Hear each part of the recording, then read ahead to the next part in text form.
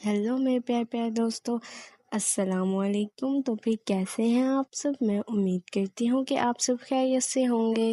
तो फिर आज की रेसिपी शुरू करते हैं। रेसिपी शुरू करने से पहले मैं उम्मीद करती हूँ कि आपने मेरे चैनल को सब्सक्राइब कर दिया होगा। अगर अभी तक आपने मेरे चैनल को सब्सक्राइब नहीं किया तो जल्दी जल्दी से मेरे चैनल को सब्सक्राइब कर दें। अब हम एक हांडी लेंगे, इसमें घी और प्याज डालकर प्याज़ों को अच्छी तरह से ब्राउन कर लेंगे।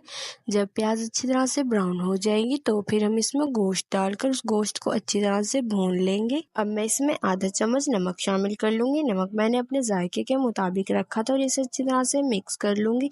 जब ये अच्छी तरह से मिक्स हो जाएगा तो फिर मैं इसमें अदरक लहसुन का पेस्ट डाल दूँगी। पेस्ट डालने के बाद मैंने सिलबट्टे पर मिर्चें पीसी थी, उन्हें डाल दूँगी। मैं इसमें इसे अच्छी तरह से मिक्स कर लूँगी। जब ये अच्छी तरह से मिक्स हो जाएगा तो फिर मैं इसमें हल्दी, नमक, कुटा हुआ ज़ीरा और खुश्क धनिया शामिल कर इसे अच्छी तरह से मिक्स कर लूँगी। और अभी तक अगर आपने मेरे चैनल को सब्सक्राइब नहीं किया तो प्लीज़ मेरे चैनल को ज़रूर सब्सक्राइब कर दें, ताकि मेरी ऐसी खूबसूरत वीडियोस आप तक ज़रूर पहुंचती रहें। और अगर आपको मेरी वीडियोस अच्छी लगती हैं तो कमेंट में ज़रूर बताया करें।